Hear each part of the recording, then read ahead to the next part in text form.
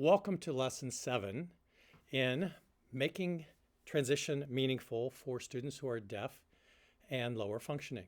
I'm Professor Greg Long at Northern Illinois University, and this work is sponsored by the Texas Education Agency as well as being promoted by the Low Functioning Deaf Work Group. So, in this particular lesson, Lesson 7, we're going to be talking about communication assessment and transition. This particular work is essentially an extension of what we talked about in Lesson 6, the idea of having a ecologically based functional assessment. Well, we talked about that more conceptually. In this particular lesson, what I want to do is take that concept and use it specifically as it relates to communication assessment. I will admit I have a particular bias in this because the idea of communication assessment has been one of my research projects for a good majority of my professional career, because when we initially look at communication assessment, at least historically, all we found were checklists of, rate 1 to 5 and so forth, and that's not terribly helpful. So before we get into this and apply the model to communication assessment, let's just very quickly go over the model, the ecologically based functional assessment model that we're trying to encourage here, and look at it as a 5-step process. The first is identifying the behavior of interest. And so as we look at it within this lesson, we're going to be looking at communication within a particular setting, right? Then, once we identify the behavior, we look at what skills does the person possess. Then we look at what does the environment require. We then do that discrepancy analysis, that check of what the person has versus what the environment requires. And when we find those discrepancies, prioritize those. Those are then our targets of intervention and planning. So that's the basic process, and it's one that will work for any number of things. As I mentioned here, we're going to talk about it related to communication. The slide you're seeing right now is a workbook that I put together a number of years titled Assessing Workplace Communication Skills with Traditionally Underserved Persons Who Are Deaf. It's a product that created as a result of our research and training center at Northern Illinois Universities back in the mid-90s. And so granted, it's 20 years old. On the other hand, the information contained in it is still valuable. I do have a URL listed for it. PepNet hosts that particular document, and if that URL should not work in the future, I should say, then just do a search for the title of the document. It's public domain, would encourage any of you to access it, use it. It was designed to be used by a broad number of people. So we're going to use that as kind of the implementation or the realization of that 5-step approach. Well, this is it in paper, right? So, and we're using, again, communication because it is the main characteristic of this population, that deficits in communication really are problematic. And as a result, it affects employment and independent living skills and the availability of supports. So communication really is a reasonable thing for us to look at. And how can we assess communication and use it for planning and intervention? I mean, that's the point of this particular lesson. And when we think of this, we could look at it across, communication as it relates to community living. We could look at it as it relates to employment, as it relates to healthcare. The idea of this is we need to look at particular settings. So we're not going to evaluate communication in its broadest standpoint and say we're going to, make this person a better communicator, because knowing our population, that's not going to happen. But what we can do is look at particular environments and see what do they have, what can we use, how can we facilitate their participation, their communicative participation in a particular environment with a group of people. That's our goal with this, all right? So looking at these. Now, having said that, as prep work, let's look at our second segment where we talk about this idea, this first step of developing a communication profile, okay? And with this, when we're talking about that, it's a picture of the person's strengths, background, abilities, interests, weaknesses, so on and so forth. It's a broader picture of how they communicate. Okay, so that's what we're looking at. Right off the bat, if we're interested in communication assessment related to transition, we need to figure out for this person, what are his or her strengths and weaknesses. And so there's a number of things that we look at in terms of creating this profile. So for the next few minutes, I'm going to go over the different things that we would look at. For those of you who are interested in doing this yourself, if you download that PDF of the document, you have all these things available to you. So when we're talking about this, one of the first things we would need to know about any student, in particular one who would be considered deaf and low functioning, is some background information. So, you're going to need to know something about their hearing loss, the type of hearing loss, benefit of amplification, when did it happen. We need to know information about their health and disabilities. Do they have additional disabilities beyond deafness? You'd need to also, as we think about this, and this is where the ecological focus starts to come in, is where do they live, right? What's their living situation? What's their educational background? Have they had any sort of employment? All those things go into developing a picture of how the person presents him or herself. And I would emphasize, and you'll hear me say this again, emphasize it more from the standpoint of what are their strengths, what are the things they can do versus a list of things that they can't do. Because for many of these individuals, the list of what they can't do as far as communication and so forth is going to be long and is not necessarily going to be helpful. Part of the profile also deals with, and you've heard me talk about this before in terms of consumer involvement or student involvement, is what are their preferences for how they communicate? And you've got here a list of different ways in which a student might choose to communicate, whether it's speech, sign, finger spelling, so on and so forth. Those are all strategies that people use. And I mention those because, as I said, with the group, communication is a deficit, right? Now, if you take somebody like my brother David, and I know I refer to him a lot, but he's really meaningful and really apropos in this particular example because he was raised orally. He was not raised at a time when they allowed sign language. So when he was 16, left school, he had maybe 100-word vocabulary, all nouns, other than drink and eat, but nothing that was really helpful for him communicatively, right? He had been taught, he had been given all of his instruction in English, all right? And so interestingly, it wasn't until I got out of graduate school and really took lots of direct charge over his planning that he got introduced to sign language. So he was early 30s, for example, before he got introduced to sign. So from a preference standpoint, I am able to, and David is able to, oftentimes communicate more clearly now writtenly, in a written format than he can through sign. So for him, a preference would be written versus sign, particularly if dealing with people who aren't familiar with him directly. Now, if we think about this again, we're going at a really pretty basic level up front because we want to see how the person handles a number of communicative tasks. So what does the student do when he or she greets others? How do they go about getting attention? Because, as we think about this as related to transition and employment and so forth, tapping someone is fine. Yelling and so forth, not so much. How does a person express likes and dislikes? Are they able to use language or some way to communicate, or do you see it more exhibited in terms of behavior that's inappropriate? So how does the student go about these things? Or do they ask questions? Again, for somebody who has limited language, asking questions is not necessarily going to be a strength. David, for example, asks very few questions. I give him choices of things he'll answer, but in terms of asking questions, where are we going, what are we doing, what's the weather like, so on and so forth, that's never been part of his range of how he talks. And with many of the students that we're discussing, that kind of social conversation is something that isn't very common. And then finally, how do they express their emotions? Now, when we think about this idea of looking at communication skills, it's also some additional questions of, do they do anything spontaneously? So are they communicating spontaneously? Do they initiate? My brother David, for example, is very passive as a communicator. About the only thing he communicates spontaneously is a need to go to the bathroom, right? And while that's very helpful, very, very functional for him, there's not much other types of spontaneous communication. There's not a, come, let's go do something, this, fairly passive in this. But again, if you think about it, if you have limited language, that's not that surprising. As we think of this in terms of looking at their communication, do they know how to engage in turn taking? Right? So I ask a question, you answer, you ask a question, I answer. Do they understand that back and forth as part of something we'd look at?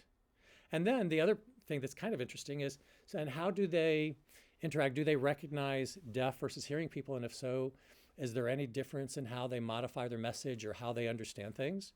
The majority of people that a student who's deaf and low functioning is going to interact with, the majority are people who are themselves hearing and have very limited sign language skills, versus other people who are deaf who would certainly have more familiarity with gesture, pantomime, as well as American Sign Language. When we look at this a little more closely, we've got the broader communication profile, but then we also have specific skills and abilities. And given the nature of the group, we look at them from the most rudimentary and we build on that. So at a most rudimentary level, as we think of communication skills, does the person use gesture and pantomime? Right, that's inherent part of, say, sign communication generally. And can that person do that? How do they use sign and gesture? Do they recognize facial expressions? Do you see them respond based upon how a person seems to be feeling based on their emotional expression on their face? Now, that's gesture and pantomime communication. The next level up is manual communication. Do they use any type of manual communication? And if so, what style? So are they more ASL? Are they more English? Are they somewhere in between?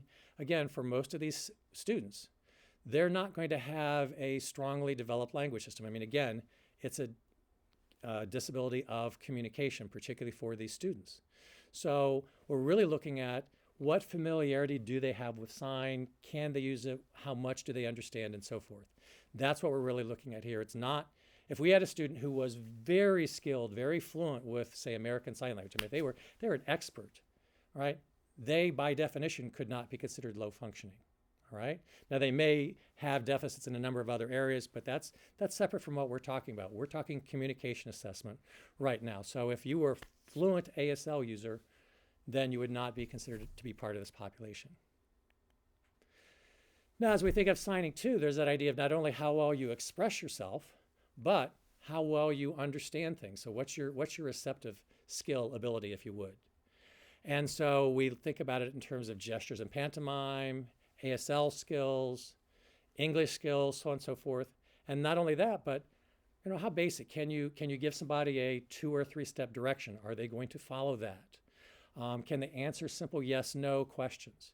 So we're starting off really very basic when we're looking at skill development, because again, this is an area where we expect to find challenges, we expect to find deficits. So we start off very low and then we build and see at where do they top out? What's the best they can do?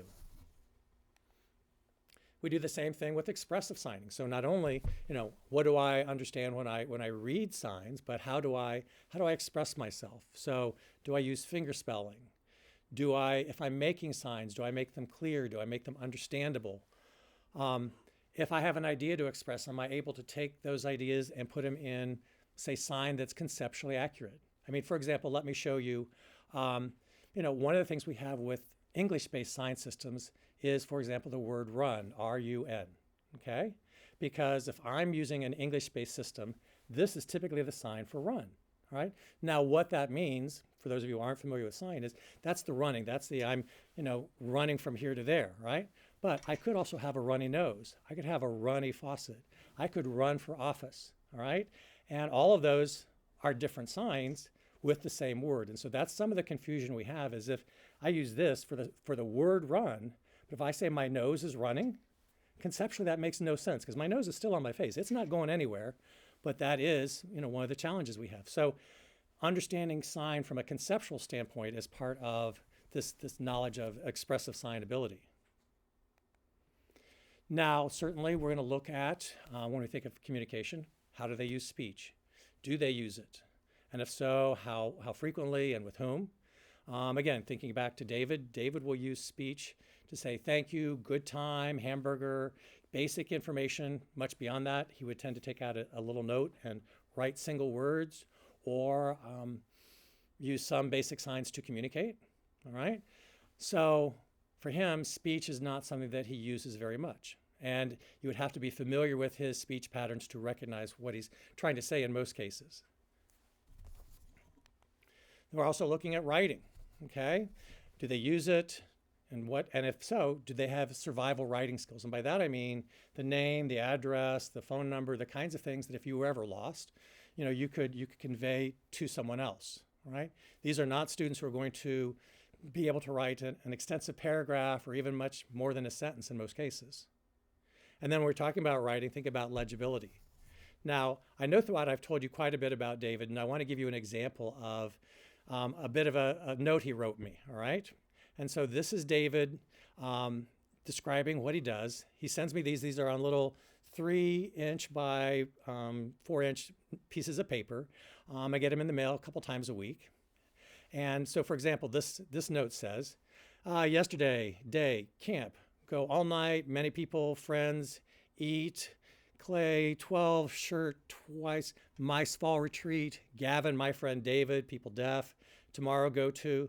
Now, if you're familiar with written language by people who are deaf and low functioning, you can make out from this what he's trying to say, that he went to camp, he's got a friend Gavin, they did some activities with Clay, there's many deaf people there, he's having a good time, right? But unless you understand how to make sense of that particular note, from a writing skill standpoint, that would be a challenging thing for someone who's not familiar with him or deafness to make sense of.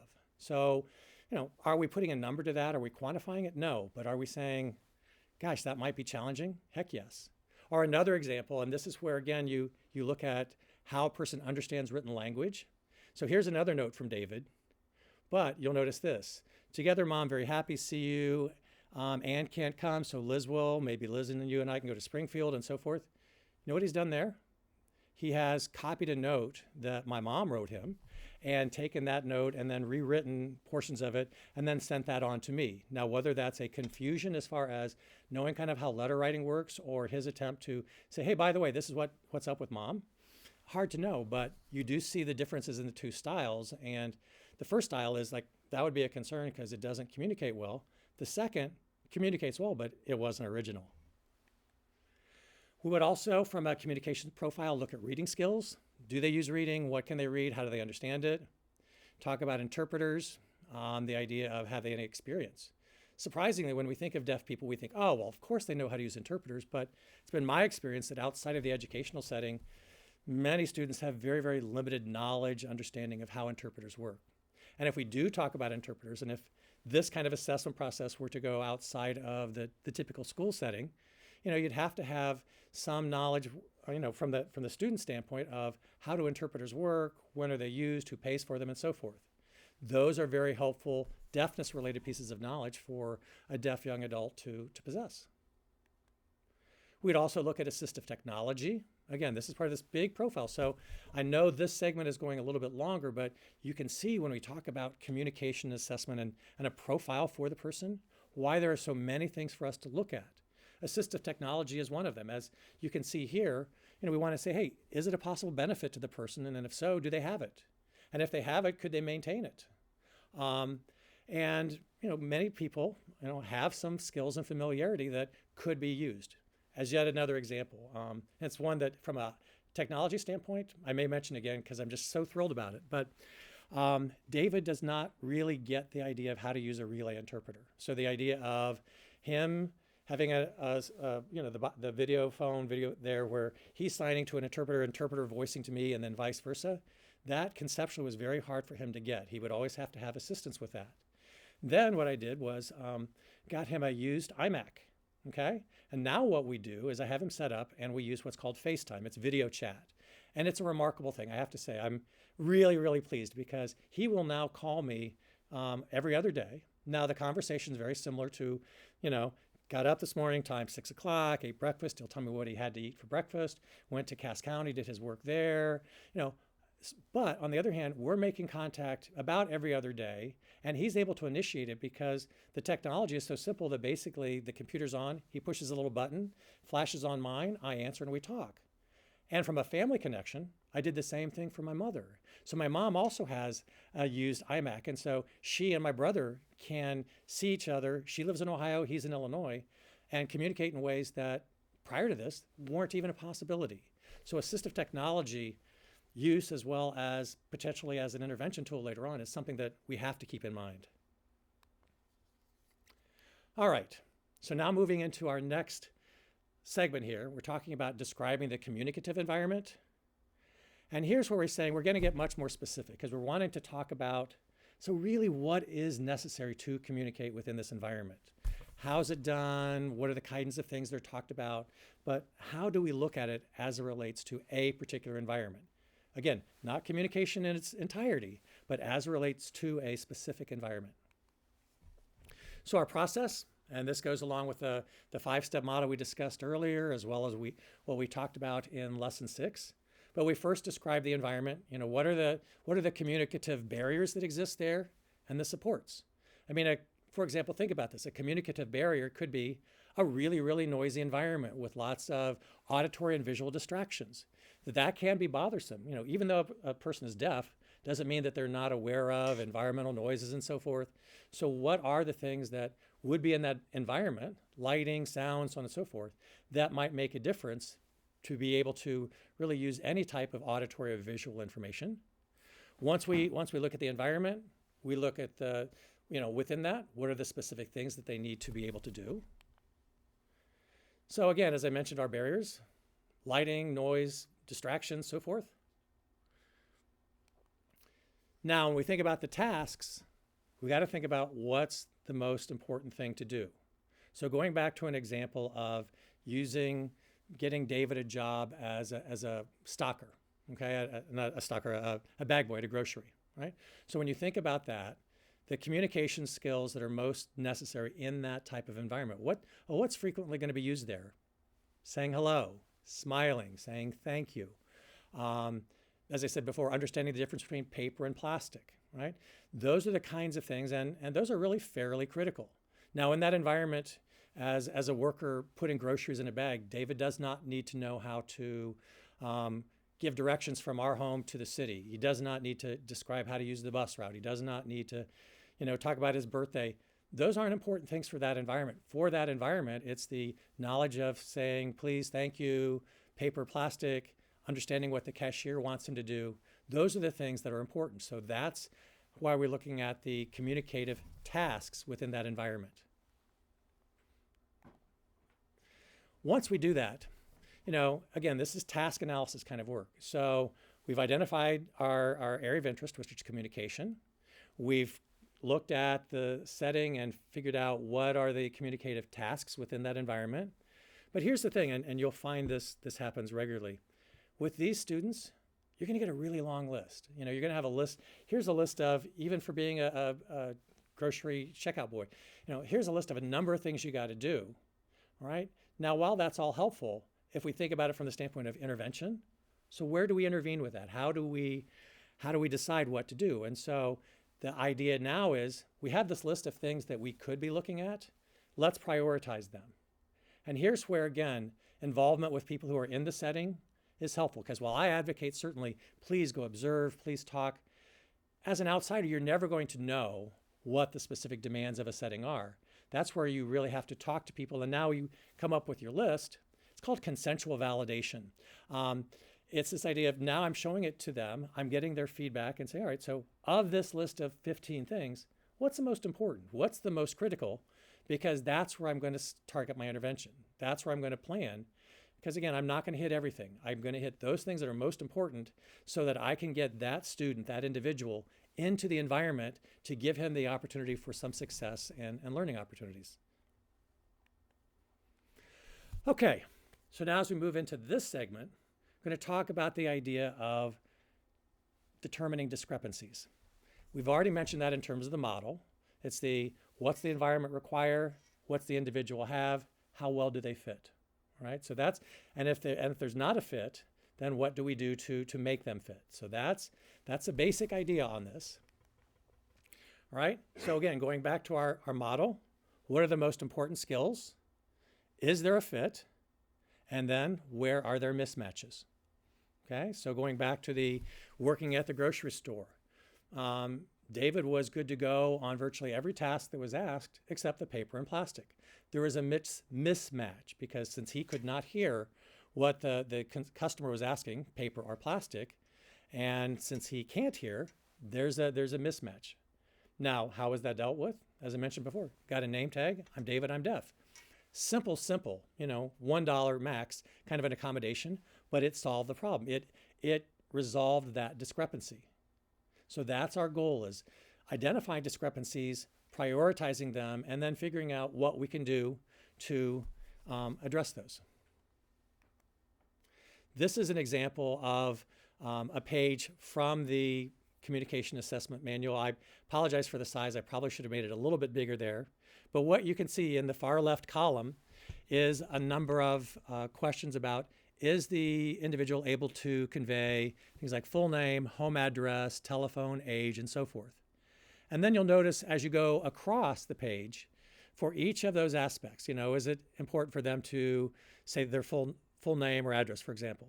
Is that important? Is it very important, somewhat important, or not? And then the next set of columns have to do with, and do they have it? All right? And if they do, how so? So if you then read across, it would tell you where the discrepancies are, because a discrepancy would be an item that is checked as very important and that's not possessed. For those things that are very important and not possessed, that's where we target our intervention. So that's how that model works. So this is what I was just saying. You've got it, identify the skills, and so how do we plan for it? In this next segment, we're going to talk about this idea of using this information to plan for intervention. And to plan for intervention, not surprisingly, we're looking at a variety of accommodations, supports to reduce communication discrepancies. So again, our focus is on communication, and our goal is to figure out how can we make that student, how can we help that student be more effective in communicating, as well as having the other people in his or her environment also communicate better. Now, when we think about coming up with a treatment plan, all right, because again, think about communication, environment, strengths and weaknesses, all right? Now we got to figure out, we're talking intervention now, what do we do? And we talk intervention, certainly one thing that's helpful, and for you educators who are listening to this, you certainly, I'm sure, appreciate this. It's the idea of what's the person's learning style? What tends to work best for them? Because many of us differ. I'm much more of a visual than an auditory learner. You give me something to read, I'm good to go. If I have to simply listen to something, it's a challenge, okay? So same thing goes with all of us. We have certain strengths and weaknesses. When we think of our intervention with one of these students as they're making that transition to adulthood, what works best? What have they used in the past? Are there things that we've tried or have been tried that really didn't work that you want to avoid? And do they have any significant barriers to learning? And those barriers could be secondary disabilities. I mean, if you have a visual impairment, it's going to be much more difficult to deal with some of these things. So we're looking at, for the individual, what works best, anything to avoid, and are there any barriers that we haven't really thought of that might still impede the learning process? In a similar manner, when we're looking at this, we're now looking at the setting, and is there anything that would be helpful in a particular setting? So for example, is this a setting that has worked with, or people there have worked with other deaf individuals before? That's huge. What kind of attitudes do they have about accommodations and working with people who have disabilities? One of the things I have found throughout my teaching career is that most people are not mean-spirited or mean-hearted.